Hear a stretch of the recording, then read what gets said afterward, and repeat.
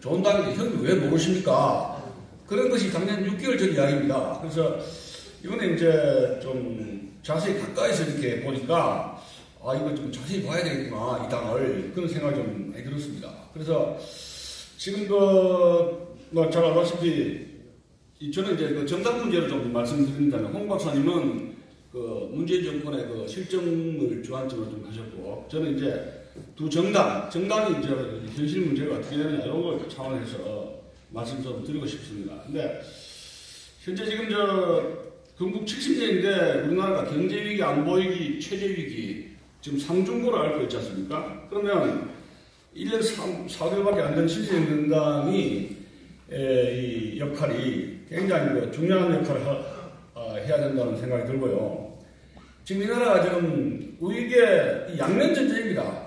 주사파 좌익과 남한의 주사파 좌익과 북한의 공산 체습 독재 좌익과의 이 포위가 된 형국가 아닙니까? 네. 그러면 이 포위망을 뚫으려고 하면은 역시 국제적인 연대를 해야 된다. 그게 중요한 것이 한미동맹, 미국과 일본입니다. 그래서 저 대표님이 이런 토요일마다 텔레비 집회에서 열성적으로 참여하신 저는 많이 감동을 받았습니다만은 이제는 디플로마시 이승만 박사라면 지금 이 나라에 안 계십니다. 지금 미국, 일본, 세계 돌아다실 겁니다. 대한민국 살리라고. 왜? 이 대한민국은 주사파 공산세력 북한 문제에 대해서 우리가 당신들이 대리전을 하고 있으니까 당신들이 우리를 도와줄 의무가 있지 않느냐 하면서 백방으로 지금 외신과 인터뷰를 하고 외를 찾아가고 있습니다. 그런 말씀 좀 드리고 싶고요. 지금 문재인 정권이 주장하는 민주주의가 이게 민주주의 때문에 지금 나라 망하게 생겼습니다. 민주화 세력, 근데 이 세력들이 결국은 나라를 대한민국 자유민주 체제를 더 발전시키려는 게 아니라 북한에 돈, 기름, 전략물자를 갖다 바치는 세력이라는 거 지금 30년 동안에 우리 국민들이 키운 거 아닙니까? 그래서 지금 이제 앞으로 이 국가 개조에 대한 역할을 이 자한당이냐, 국가 개조의 역할을 애국당이 하느냐, 자한당이 하느냐, 이런 경쟁 체제로 지금 돌입을 했다는 점입니다. 그걸 말씀드리시고, 지금 홍 박사님은 현 정권을 위헌적인 민족 자주 폭주를 강행해서 이를 막아내어 대한민국의 정통성과 정체성을 지켜하도록 나라를 바로 세워야 한다. 이렇게 이제 홍 박사님 결론이었는데, 그럼 여기에서 이 막아낸다는 것은 국민 저항을 이야기하는 것입니다. 결국 제가 이야기하는 국민 저항권의 발동입니다. 왜냐하면 제가 이승만 이 합당에서 5월 8일 한 6차례 촬영을 녹화를 당연을 했는데 황석영 씨가 죽을 넘어 어둠을 넘어 어쩌고저쩌고 하는 그 개전판을 제가 싹 다 읽었어요. 국군에게 총칼 수류탄 버스 테러를 한 이후의 정당성을 국민 저항권에 달려야 합니다. 무시무시한 이야기죠. 무시무시한 이야기입니다. 그러면 우리는 어떤 내용의 무기를 들 것이냐에 대하여 이거는 여기서 변호사님도 계시니까 이걸 조사하고 연구를 해봐야 하는 그런 단계에 와 있다는 것을 말씀을 드리는 것입니다. 그리고 이제 어차피 2020년 4월에 총선을 가야 되는데 그러려면은 싫든 곱든 자한당 수뇌부와 만나야 됩니다.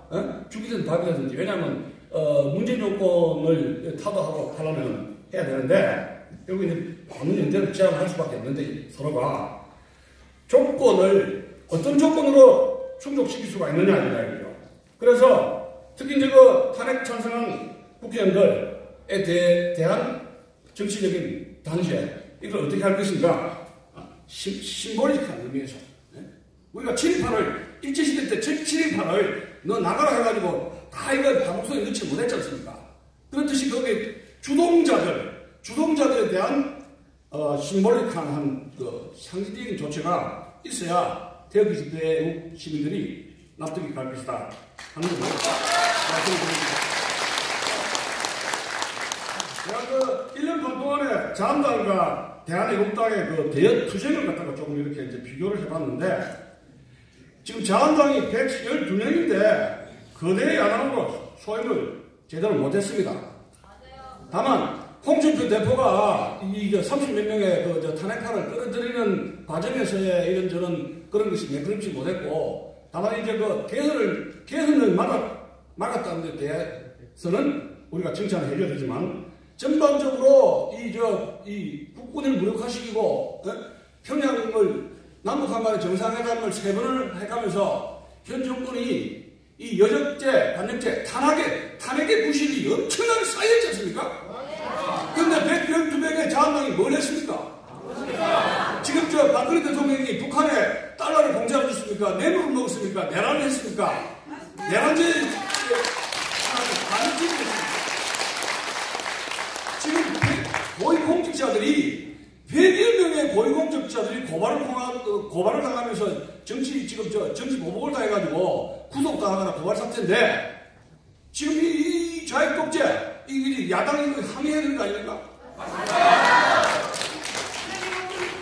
그런데 이제 이 대한민국당에서의 주요 임무가 매주 토요일 집회고 이제 문정권 실정을 성토하는 것인데, 저는 여기서 조금 더 이제 그 말씀을 드렸다면은, 지방 순회 조정력을 강화해야 되고, 아까도 말씀드렸듯이 해외 순방 외교도 순회로가 강화해야 됩니다. 박태우 박사님 이거 영어를 잘하지 않습니까? 제가 자한당 의원들한테 당신들 여기 있지 말고 외국에 워싱턴 가서 이거 외교를 하라고 제가 누누이 말씀을 드렸었습니다. 근데 지금 안 가고 있지 않습니까? 아직도. 네. 그리고 태극기 집회 내용도 이제 노래하고 이렇게 하는데 약간 이제 풍자곡으로 해가지고 이제 트럼프라든가 이 문재인 그다음에 김정은이가 하는 그 대화체를 풍자를 해가지고 이것을 이제 코믹하게 엮으면은 많은 국민들이 그걸 보고 웃으면서 어떤 해악 스트레스를 풀 수 있지 않는가 하는 그런 생각도 해보겠습니다. 지금도 이제 어느 정도 조직이 갖춰져 있으니까 두 가지입니다. 국제적인 여론을 형성하는 거하고 국내적인 그 문제인데, 애국당 자체 내에 그 교원들 강화, 예를 들어서 자유민주 체제를 보호하는 세력들이 보수라고 그랬지 않습니까? 그러면 보수의 적자라는 것이 과거에 누가 적자가 싸움이 아니고, 앞으로 대한애국당의 적자가 자유민주 체제를 지키는 적임자가 이렇게 되면, 여기 있는 계신들, 이 열성 당원들에 대해서 자유민주 체제가 장점이 있고 단점이 있지 않습니까? 거기에 대한 철저한 당원 교육이 중요합니다. 제가 정문이랑 공동대표를 했을 때, 이명박 정부가 들었을 때, 최소한도 당원 교육은 우리 농객들한테, 이 여의도 연구원에서 이제 당원들은 좀 교육을 시켜줄 줄 알았습니다. 근데 청와대가 안 물었습니다. 교육 자체가. 그러니까 제가 이 자한당 의원이라든가 이 핵심 당원들을 만나봐도 자유민주 체제를 왜 지켜야 되느냐, 어떤 장점과 단점이 있느냐, 굉장히 이 공부가 안 된 상태여서 이 친박과 이 MB 계열 간에 한 10년 동안의 이런 권력 다툼으로 결국은 주사파에게 정권을 넘겨줬다는 사실입니다. 그래서 당장에 제 생각에는 이 자유민주 체제 수호 혹은 이거 헌정 수호, 대한민국 헌정 수호 연구 기간이 필요하다는 것입니다.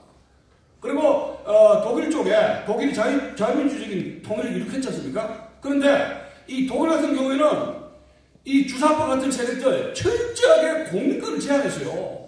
아예 국회의원이라든가 시라든가 이 권력의 의심도 못하게 한 것이 소득의 헌법입니다.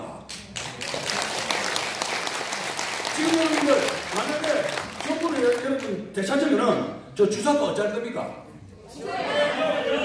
그러니까 확실하게 독한 마음을 품지 않으면 이 주사파를 확실하게 입장 정리 안 하시면 대한민국 또 쓰리쓰리합니다.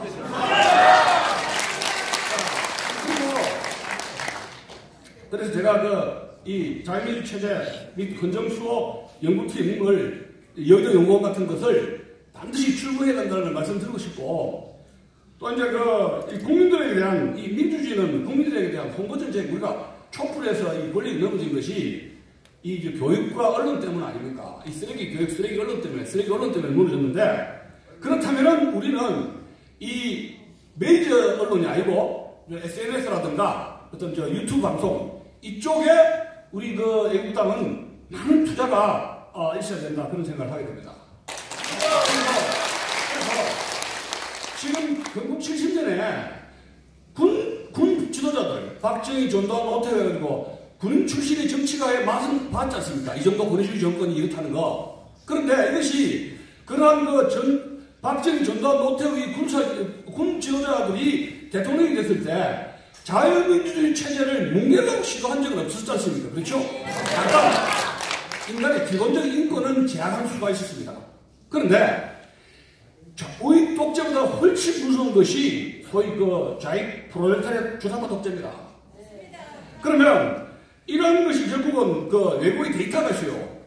베트남 공산화, 그 다음에 1917년 레닌의 이 볼셰비키 공산 독재, 이것에 대한 연구를 해가지고 이것을 유튜브를 통해서 널리 국민들에게 알려야 된다. 그런 생각을 하게 됩니다. 지금 2020년 4월 달에 총선에서 200명이 더불어민주당이 돌파를 해버리면 개헌이 되겠죠. 그리고 남북 연방제가 통과됩니다. 그러면서 남한은 남조선 소비에트 인민민주주의 공화국으로 타이틀이 바뀔 겁니다. 그리고 남한의 대통령은 뭡니까? 우리 남쪽 대통령이 그랬죠. 남쪽에 아마 가버너, 남한의 가버너 치사 정도 될 겁니다. 지금 우리가 애국운동 할 수 있는 시간은 저는 1년 6개월밖에 안 남았다 봅니다. 이때 죽느냐 사느냐 해야 된다. 그런 생각을 하게 됩니다. 그래서 제가 이제 결론적으로 말씀드리고 싶은 것은 대한애국당이 자한당의 대안이 될 수 있는가? 여기에 여러 계신 분들이 야심을 표방해야 된다는 이야기입니다. 자한당의 대안이 우리는 자한당의 대안이다. 국가 개조의 주역이다. 주인공이다. 그러면 국민들에게 매력적 정당으로 다가서기 위해서 우리 애국당 어떤 모습을 보여주어야 할 것인가. 옛날에 여러분 노무현 후보가 KBS나 MBC 와가지고 이래 어쩌고저쩌고 사회하다가 이게 눈물을 흘린 적이 있었습니다. 그때 MBC가 쫙 줌인해가지고 눈물을 그르르 해가지고 그 다음날 아줌마들이 다 노무현을 찍었다 그러거든요. 물론 그것은 쇼인데 우리 애국당에서 수뇌부들은 국민들에게 다가갈 수 있는 매력적인 진정성이 있어야 된다. 국국에 대한 진정성입니다. 그것을 연출할 필요가 있어야 됩니다. 무조건 대통령께서 악을 쓸 게 아니라 국민들에게 자신의 온몸으로 진정성을 가지고 이 애국당 내 마음에 감동을 줘야 된다 이런 이야기입니다.